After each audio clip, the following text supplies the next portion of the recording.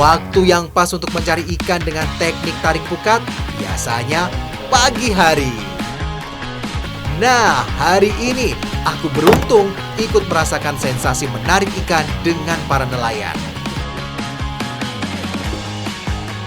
Kurang lengkap rasanya kalau mengikuti Festival Kenduri Laut tanpa mengikuti aktivitas masyarakat atau nelayan di sini. Nah, sekarang saya sedang mengikuti salah satu aktivitas menangkap ikan dengan menggunakan jala atau bernama tarik pukat. Ya Pak, semangat Pak!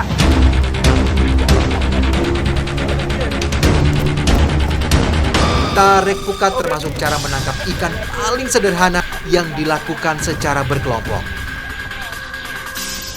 Dalam bahasa Aceh, tarik pukat berarti menarik jala ikan.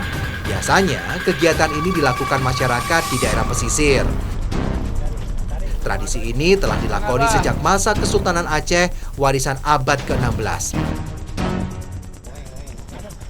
Sebagian hasil yang didapat nantinya akan dibagi dan sisanya bisa dijual.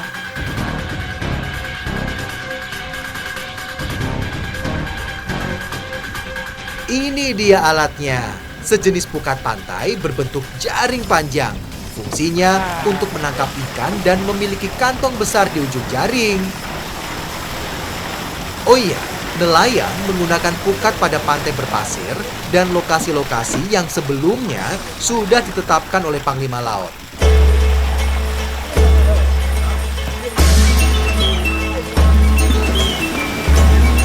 Tarik pukat bukan hanya dikenal di Aceh saja loh.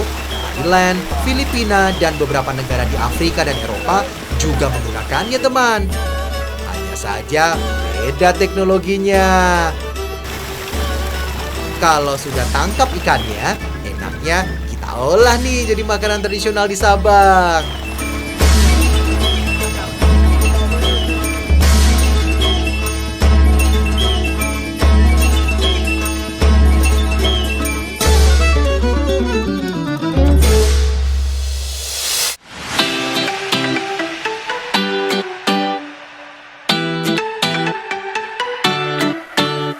Masakan Aceh memang terkenal dengan dua rasa yang dominan, asam dan pedas. Penggunaan banyak rempah menambah kelezatan masakan khas Aceh.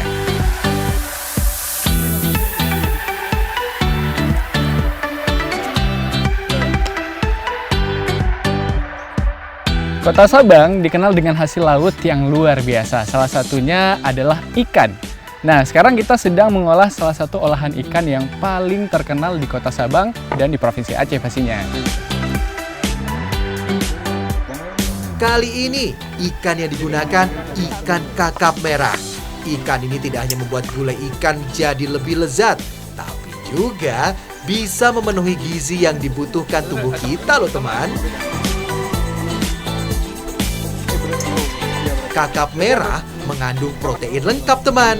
Artinya, ikan kakap punya semua asam amino esensial dan menyediakan hampir kebutuhan vitamin D harian. Gulai Aceh ini sendiri memiliki bahan unik di dalamnya, yaitu asam sunti. Asam sunti ini sendiri adalah belimbing wuluh yang dijemur selama 3 hari dan ditaburi garam sampai kering seperti ini. Saya coba ya Bu ya, seperti apa rasanya? Asin ya? Udah kira-kira.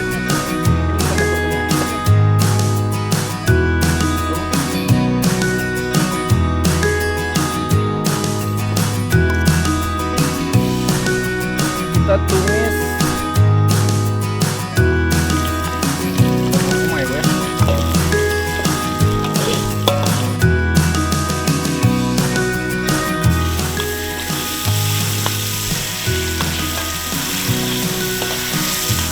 Asam sunti dapat memberikan cita rasa, warna, dan kekentalan pada masakan.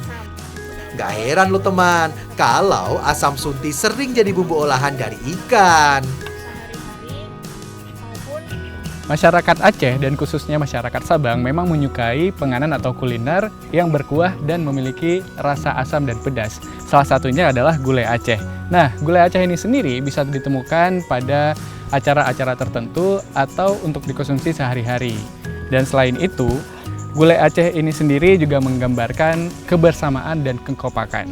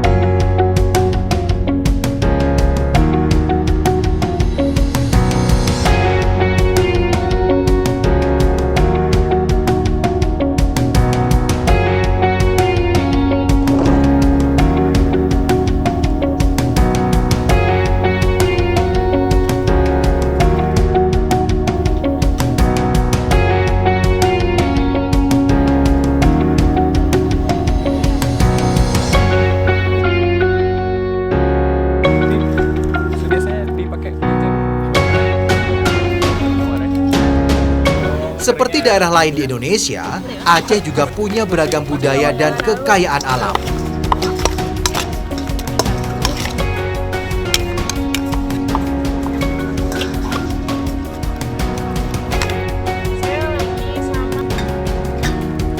Sekarang kita sedang ada di Gampong Anak Laut bersama ibu-ibu yang ada di sini. Dan hari ini kita mengolah dua olahan tradisional, yaitu kuih kekarah dan ungkot paya. Ungkot paya sendiri memiliki arti ikan payau, dan sekarang kita menggunakan ikan nilai sebagai bahan olahannya.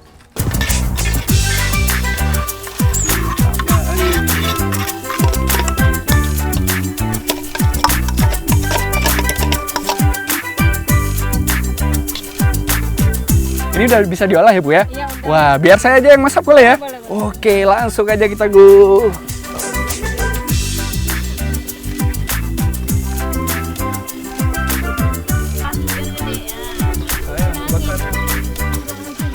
Ikan nila termasuk salah satu jenis ikan air tawar yang populer di Indonesia. Kandungan gizinya tidak perlu diragukan lagi, teman. Ungkot paya ini sudah ada sejak dari dulu karena memang masyarakat di sini mayoritasnya mencari ikan. Dan ungkot paya sendiri itu sering hadir di acara-acara tertentu termasuk Kenduri Laut Festival. Kita tunggu 30 menit ya sampai ikannya masak.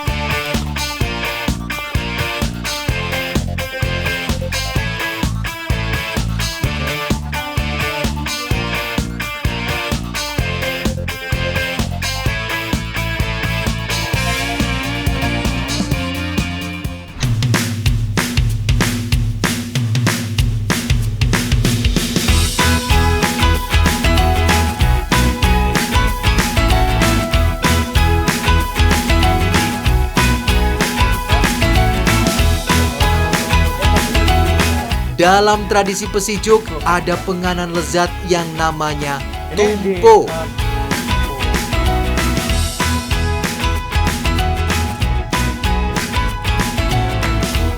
Penganan ini terbuat dari adonan tepung ketan dan pisang raja. Untuk menghasilkan tekstur yang lembut, adonan tumpo ini diremas-remas. Nah, untuk rasa manisnya ada tambahan gula, manisan, dan santan. Di Sabang, tepung tawar tidak hanya digunakan untuk perayaan yang namanya Pesiju, tapi juga digunakan untuk bahan pembuatan dari tumpo ya Bu ya? Tumpo. Dan sekarang kita sedang mengolah adonan tumpo di Desa Gampong Anak Laut.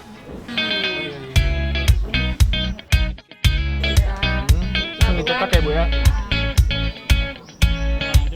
Tumpo biasa dijadikan lauk untuk dimakan dengan ketan kuning. Dia adonannya satu atau digabung-gabung gitu sama kepalanya sampai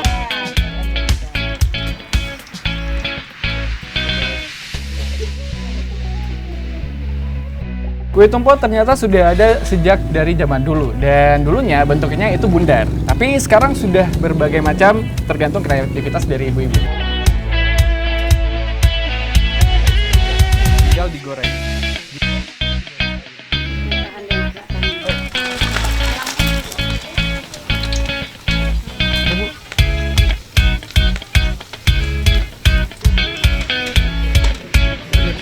Tumpo wajib disediakan dalam tradisi menabur tepung tawar pada kegiatan penting seperti menikah, sunatan rasul, dan juga naik haji. Ternyata, penggunaan batok kelapa pada pembuatan kue tumpo untuk meniriskan minyak.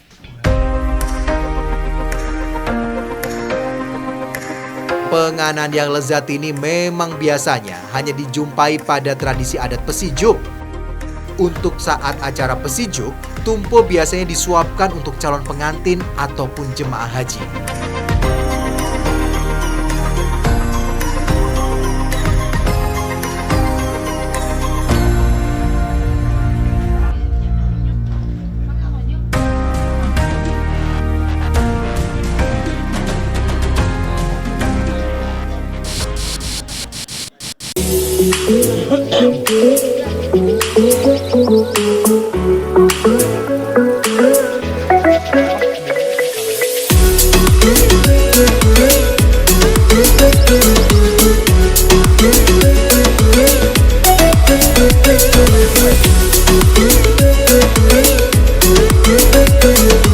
Sekarang saya sedang mengolah makanan tradisional kedua, yaitu kue kekarah.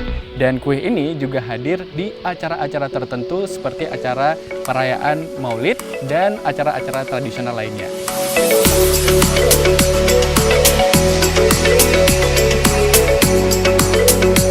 Kue kekarah juga sering dijadikan cemilan atau jadi oleh-oleh khas Aceh loh teman. Ini udah cukup, Bu. Udah cukup rata ya. Berarti sekarang kita olah goreng ke sana ya. Oke. Gimana, Bu? Di sini ya?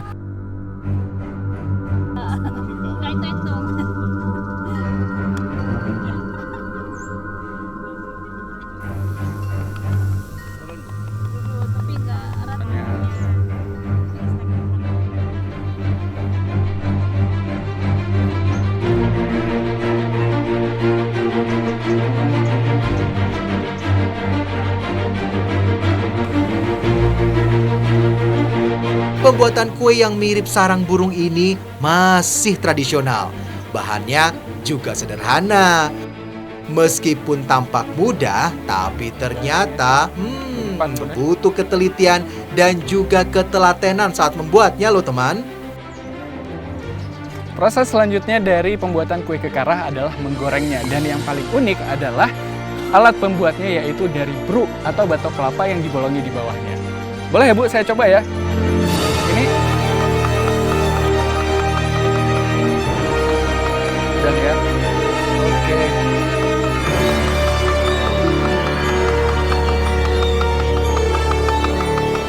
Oke.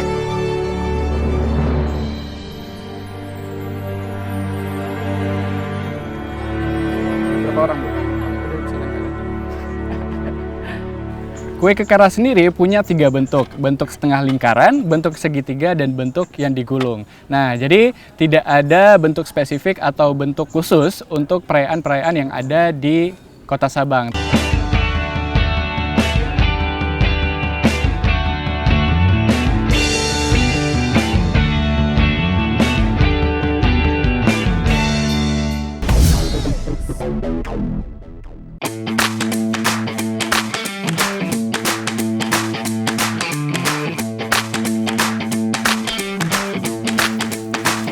Kota Sabang terkenal dengan berbagai keindahan dan hasil lautnya.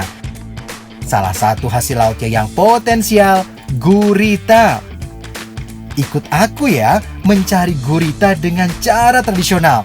Waktu yang paling pas untuk mencari gurita ya pagi hari begini teman. Ada teknik khusus untuk memancing gurita. Beda loh dengan memancing ikan biasa. Nah, dalam memancing gurita ternyata ada alat unik atau mata pancingnya beda seperti memancing ikan. Di sini bisa kita lihat ada potongan sendok dan gagang sendok yang diikat. Ini tujuannya untuk menciptakan bunyi gemercik ya Bang. Gemercik di dalam air dan pantulan cahaya. Pantulan cahaya untuk memancing si gurita. Ini mancingnya langsung dilempar ke bawah Bang? Iya.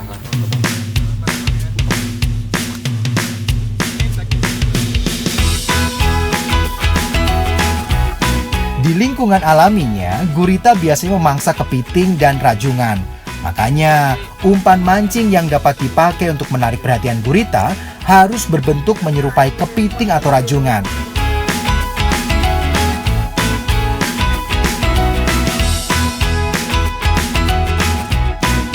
Meski terbilang mudah, tapi memancing gurita membutuhkan waktu yang lama, teman.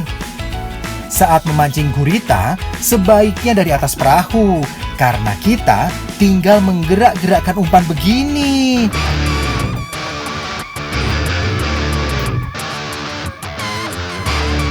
Saat umpannya terlihat bergerak dan hidup, maka gurita akan melahapnya tuh. Nah, kalau umpan terasa berat atau tersangkut, tandanya gurita sudah terjerat, teman. Tapi jangan senang dulu ya, harus pelan-pelan menariknya supaya gurita tidak lepas.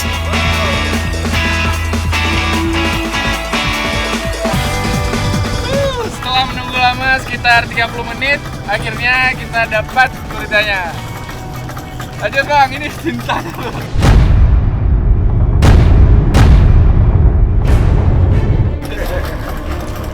Awas Ki, lobak hidung.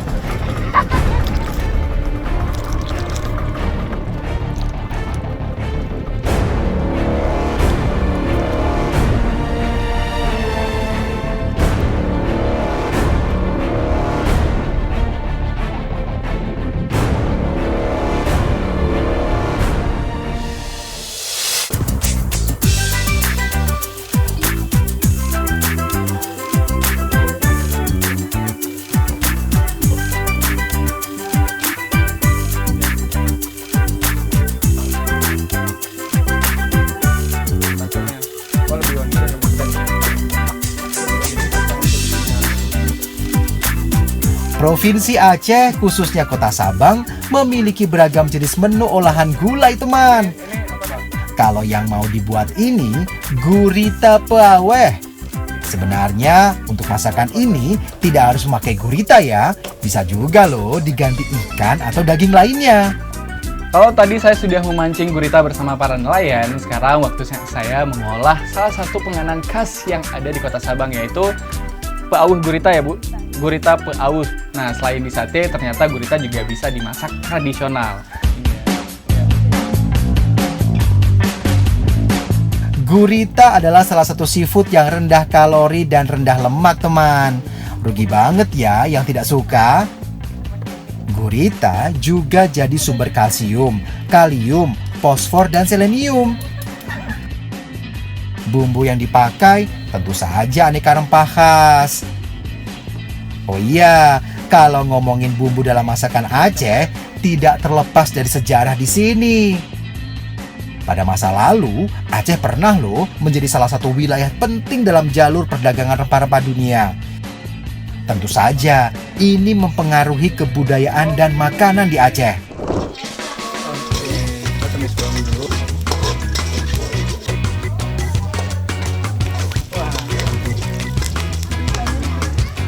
Penggunaan bumbu dalam masakan Aceh terpengaruh oleh masakan Arab, Timur Tengah, India, Portugis, dan daerah lainnya. Pengaruh masakan Nusantara seperti Jawa dan Melayu pun juga berperan loh dalam kekhasan masakan Aceh, termasuk peaweh. Ini harum ya Bu ya. Saya nyobain boleh ya?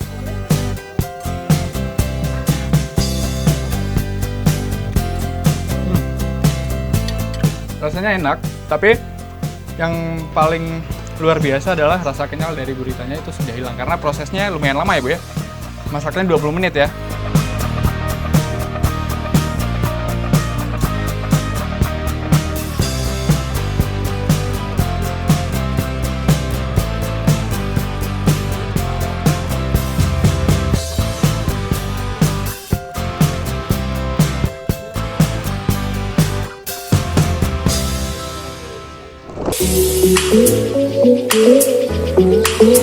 Ada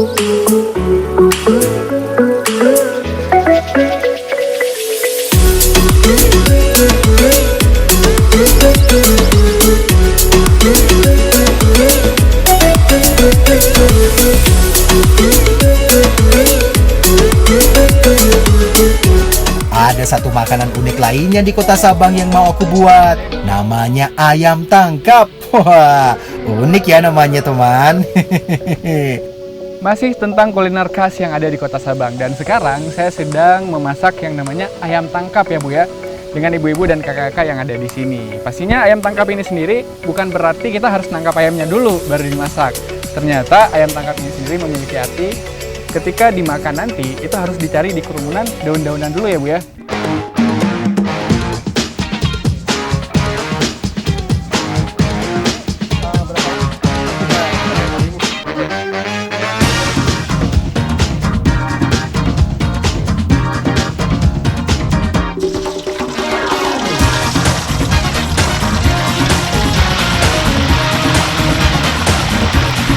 Belum ada yang tahu pasti asal-usul ayam tangkap.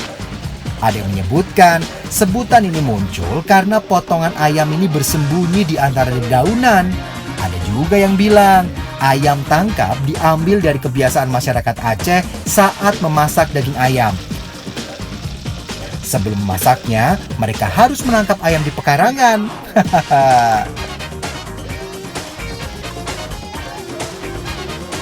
Kalau daun yang dipakai ini tidak boleh selain daun temurui dan pandan yang digoreng.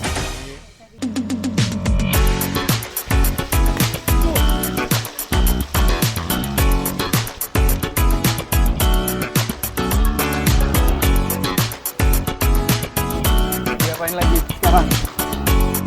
Oh iya, biasanya yang dipakai adalah daging ayam kampung berumur sekitar 4 bulan.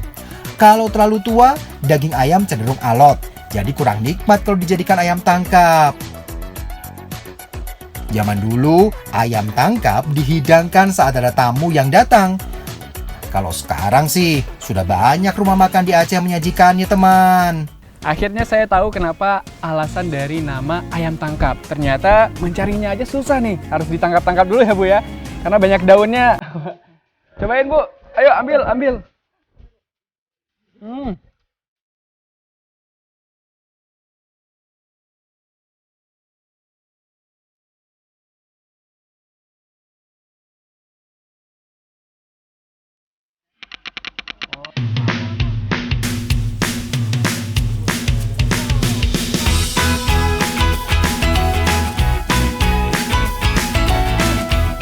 Kalau yang ini salah satu jajanan tradisional di Aceh, teman. Namanya Bupaye.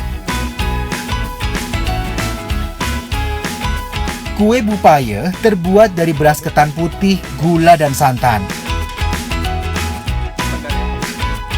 Bupaye sering disajikan untuk acara kumpul-kumpul atau hajatan. Udah masak. Bu, udah matang nih Bu, ketannya.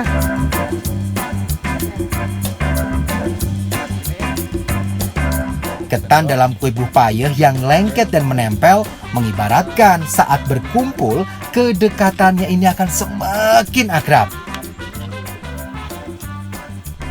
Kalau penggunaan daun pisang sama seperti di daerah lain di Indonesia ya teman. Selain memanfaatkan potensi banyaknya tanaman pisang di sini, juga bisa menambah aroma kue atau makanan yang lainnya.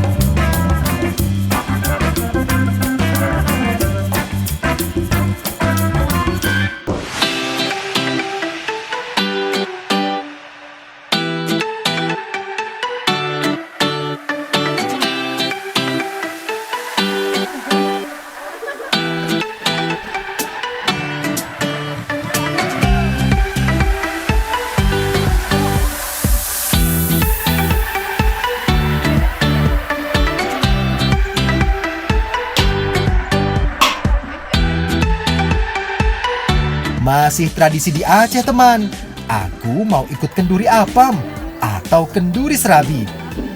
Ini salah satu tradisi masyarakat Aceh pada bulan ke-7. Kalender Aceh menyebutnya bulan apam atau bulan Rajab dalam kalender Hijriah. Masih banyak tradisi yang ada di Kota Sabang dan salah satunya tradisi yang rutin dilakukan setiap awal tahun di bulan Rajab, yaitu kenduri apam yang sedang saya lakukan bersama ibu-ibu di sini. Nantinya semua hasil masakan yang ada itu akan dibagikan kepada masyarakat atau tetangga-tetangga yang ada di sini ya Bu ya.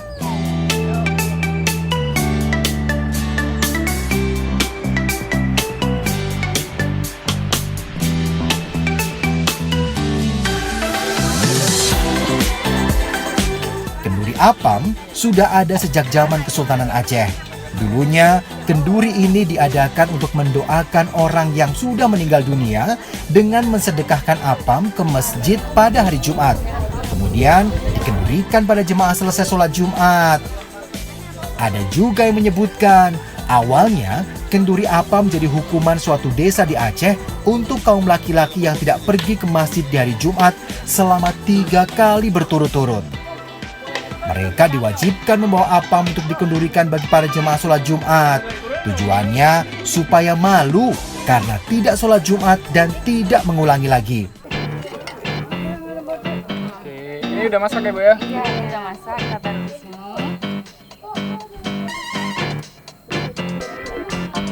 Saya nyobain boleh satu ya? Rasanya yang udah masak kayak gimana? Tangan saya masih. Ini adalah apam yang udah masak dan prosesnya memakan waktu sekitar 5 menit. Rasanya kayak gimana nih? Saya cobain ya. Ya, boleh. Rasanya sedikit asin karena nanti itu makannya pakai kuah ya Bu ya? Ya, seharusnya dia pakai kuah seperti pola gitu. Oke, nanti kita buat kuahnya juga ya? Iya, nanti kita Oke. buat.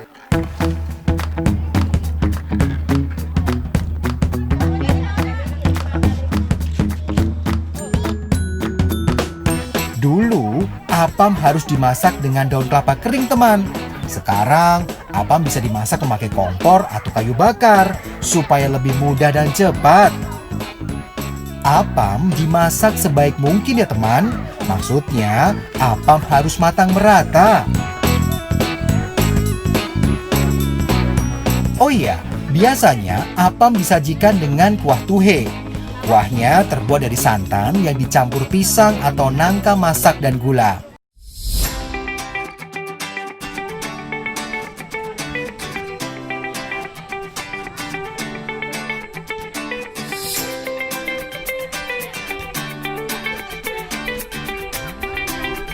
Setelah siap, apam dihidangkan untuk tamu yang diundang atau siapapun yang lewat di depan rumah.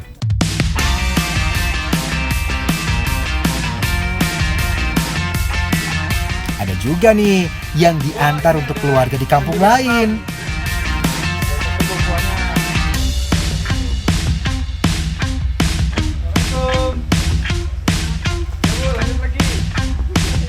Menjadi kebiasaan yang pasti dilakukan setelah kenduri apam yaitu membagikan kepada para tetangga atau masyarakat yang ada di sini.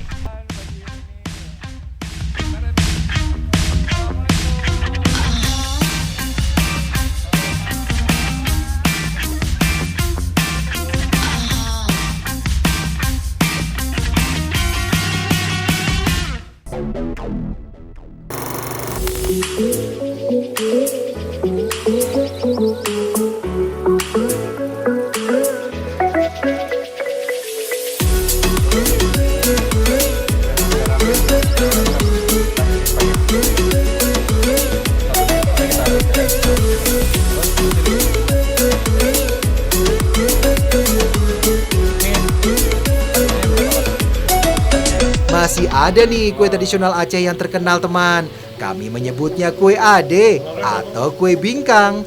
Pedas dong Bu berarti. Awalnya, kue ade hanya bisa ditemukan saat bulan Ramadan atau dalam pesta-pesta perkawinan. Itu juga cuma bisa ditemukan di daerah Pidijaya saja. Oke, ini bawangnya udah masuk, tepung segala macam udah jadi ya Bu ya. Tinggal kita bakar di mana, di belakang. Oke. Ayo, Bu. Nah, sejak tahun 2005, kue ini mulai dibuat di daerah lain. Jadi bisa di banyak tempat, termasuk di Kota Sabang. Saya tanya Bapak. Sekarang, kue ade juga jadi semacam oleh-oleh yang wajib dibeli dari provinsi paling ujung di sebelah barat Indonesia ini, teman. Ini adalah proses terakhir dari pemasakan bingkang, yaitu pemanggangan. Dan ada proses unik dari pemasakan ini, karena memang nggak banyak lagi yang punya dapur tradisional seperti ini ya Bu ya? Oke, dan apinya nanti akan ada di atas dan di bawah bingkang, itu untuk memastikan bahwa bingkang masak merata. Ini kita pindahin ke atasnya ya Bu ya? Oke.